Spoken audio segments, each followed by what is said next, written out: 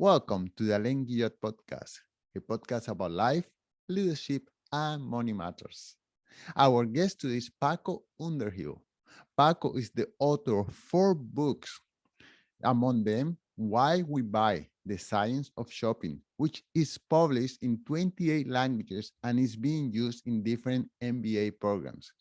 His clients include Microsoft, McDonald's, Adidas, and Estée Lauder. He's a regular contributor to the Wall Street Journal and the New York Times. And today we will speak about his latest book, How We Eat, The Brave New World of Food and Drink. Paco, thank you so much for joining us today. My pleasure, Alan. So, Paco, I wonder if we could start with you telling us a little bit about your background. I went through your website and I saw that you have published some books, mostly about marketing and the psychology of buying. So I was surprised that you went from that kind of material to a food about food or how we eat. So yeah, I wonder if you could fill us in the progression of your career and then how you transition to this topic of expertise now. I often introduce myself as a refugee from the world of the university.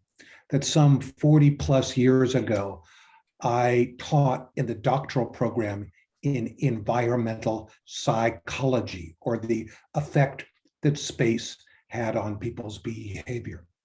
As a researcher, I understood that often what people say they do and what they actually do are very, very different.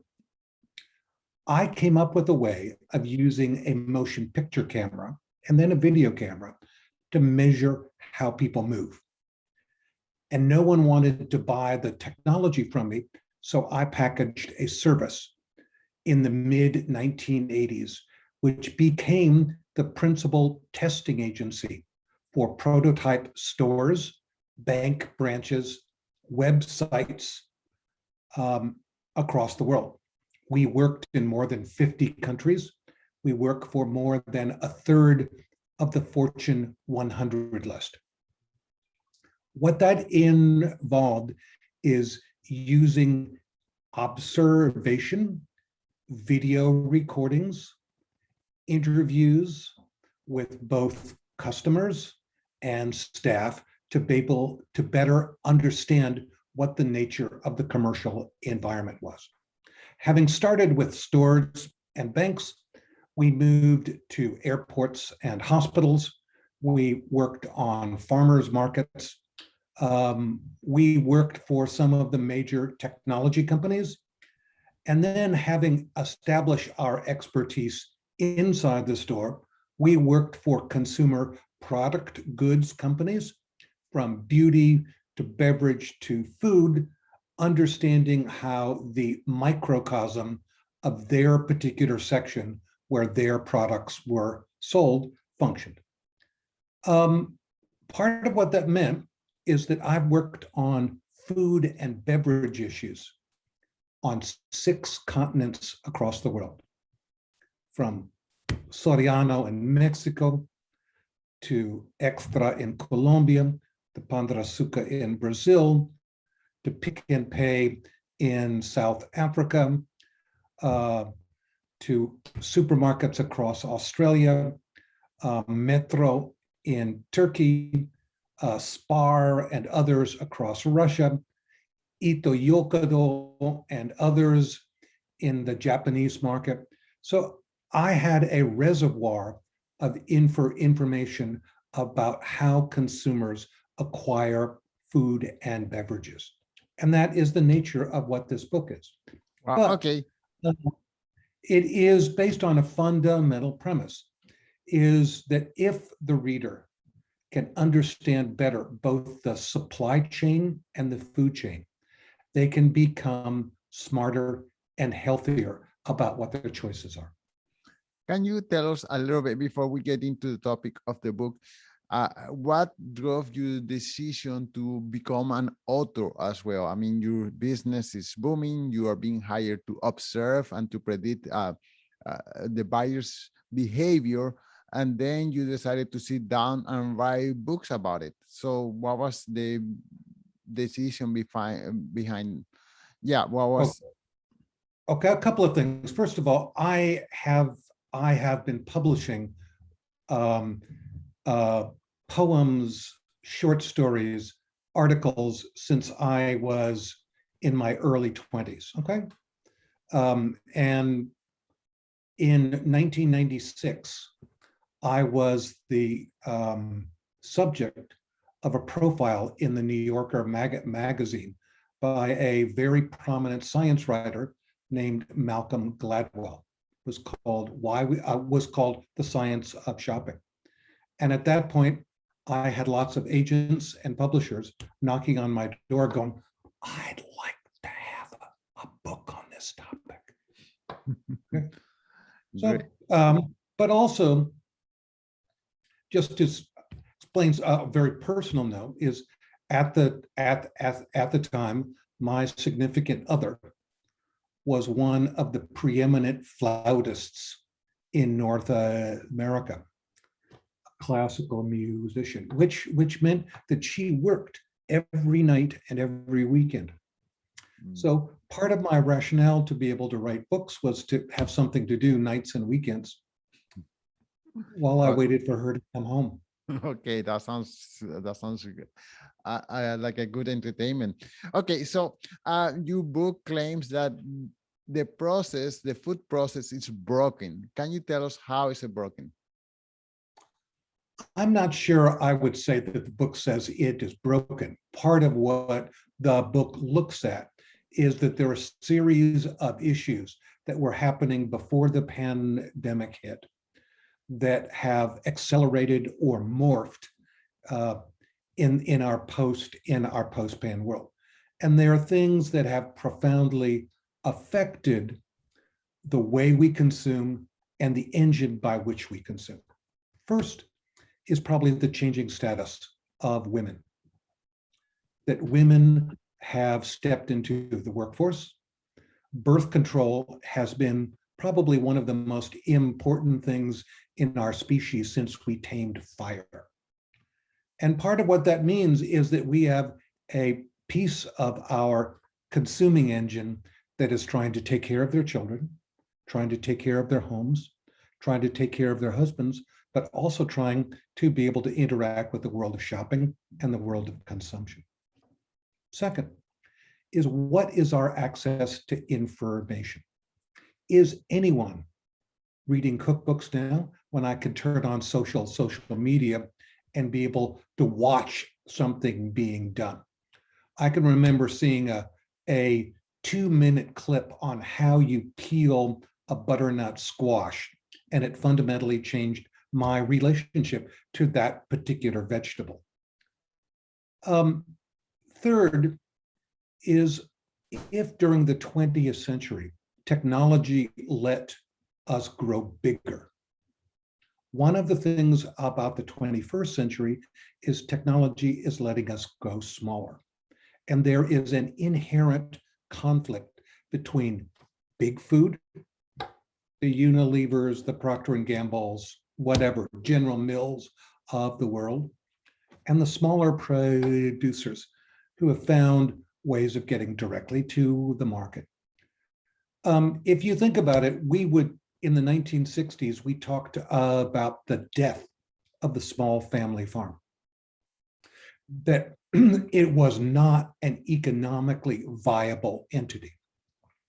In 2021, 2022, a small family farm in various parts of the world where they use solar panels for energy, they use greenhouses, and they have found a way to end run the middle person where they go direct to the consumer, is a very viable enterprise. And you have ecologically conscious young farmers, in many cases, who have learned from the pot growers of Mexico, the pot growers of British Columbia, the pot growers of the Netherlands, of how to grow organic hydroponics here in little spaces where just technology lets us get better and smarter about how it works. The final issue here, and this is again a poignant one, is that we as a culture passed over a very significant moment in the 1990s, where up until that moment, money had been in the hands of a Western aristocracy. Today, if I look at the 20 wealthiest families across the world, 19 of them earned that wealth in the course of their own lifetimes, whether it was Carlos Slim, Jack Ma, or whatever. But part of what that has meant is that our access to the range of food is something that has changed dramatically. Have you ever had a Korean taco? I heard about it, but I haven't had one yet. It's on my list of Well, things to try.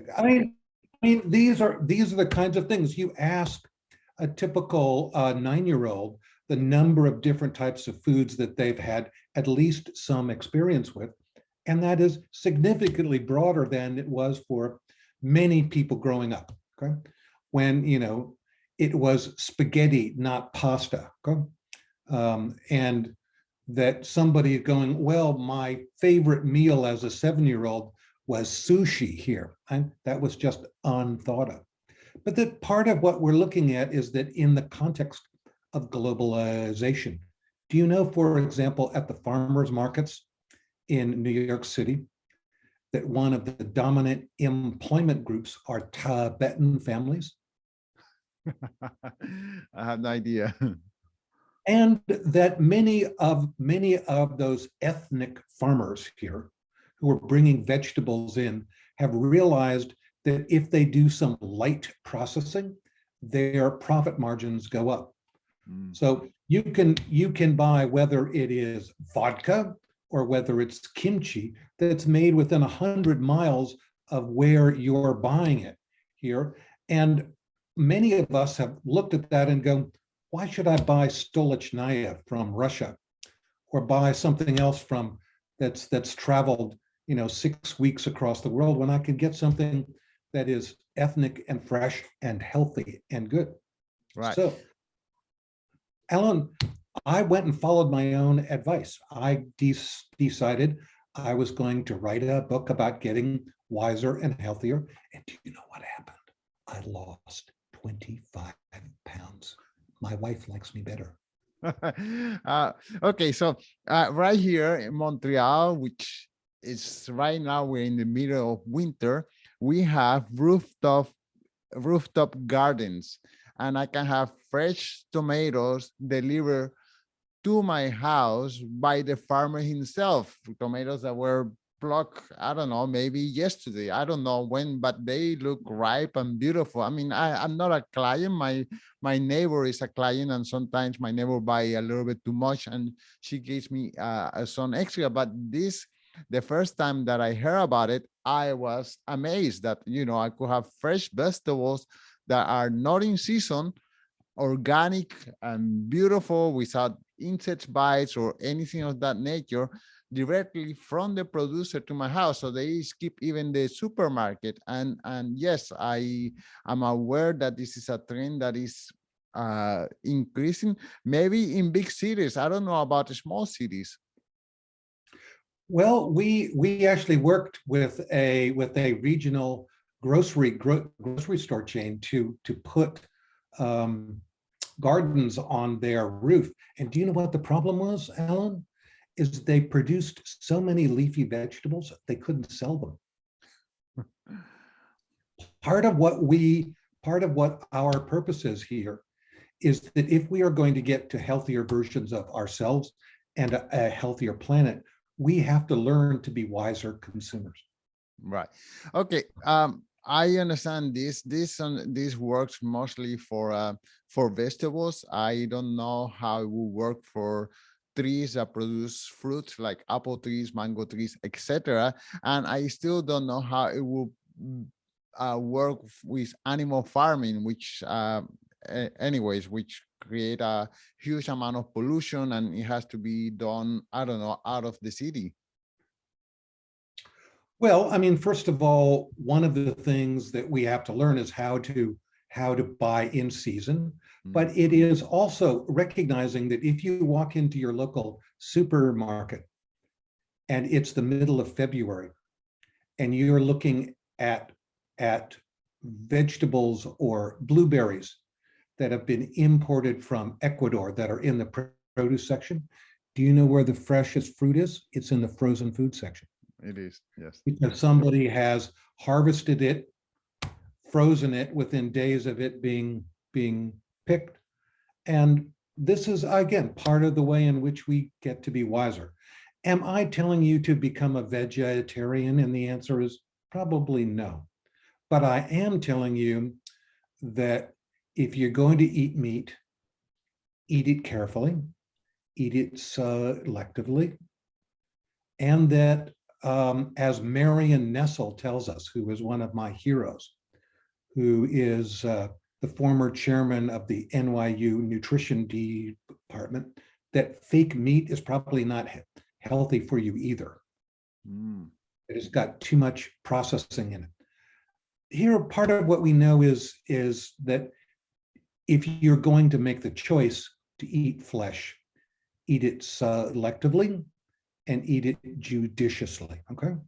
Right. How many people do I know now that are growing their own chickens? How many people do I know who produce their own eggs? I'm not telling people that this is the way to go, but I am telling you that understanding something about how it works is one of the ways in which you start making better and wiser choices. Right. Well, I agree with you.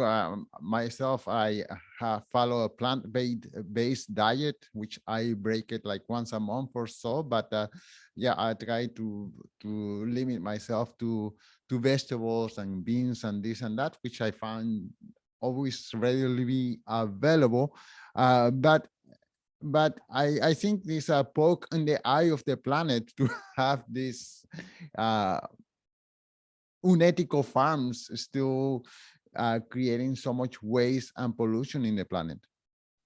I do too, and I think part of what we are looking at is, again, that shift or that conflict between big food and little food, and the degree to which we understand what those differences are, and be able to allocate our consuming funds to things that are better for the broader planet is an important way that we could move.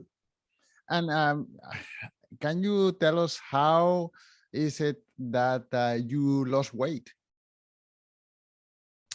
Well, first of all, I cut out almost all processed foods. Okay. So I started walking. I started drinking more water.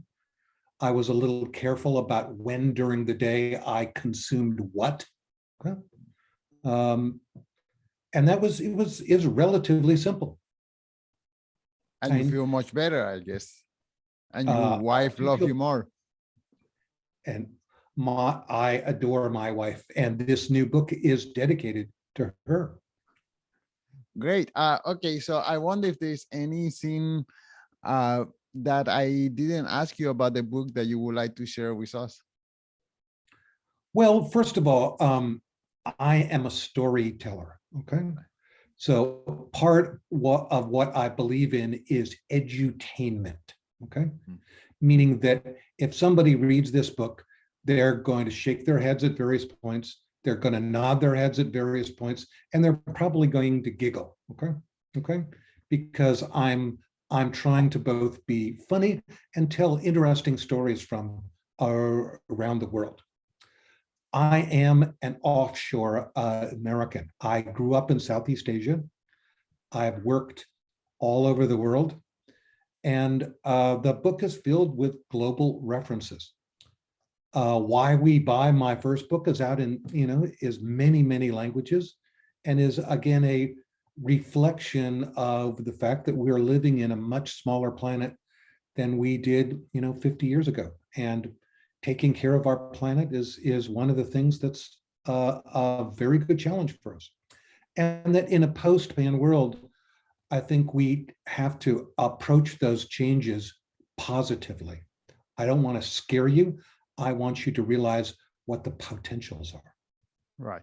Okay, Paco, this is amazing. I wonder if you could tell us one more time the title of the book and where can the listeners follow the work that you do? Well, the title of the book is How We Eat the Brave New World of Food and Drink. The publishing date is January 4th. You can buy it at your local bookstore. You can buy it through Amazon. You can buy it in a Kindle form. You can buy it in an audio form. Okay. If you want to follow me, I'm not that hard to find.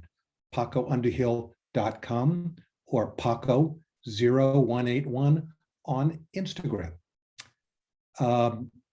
And if you decide that there's something that you would like to communicate with me, I'd be happy to hear from you. Paco, thank you so much for your time. Thank you, sir.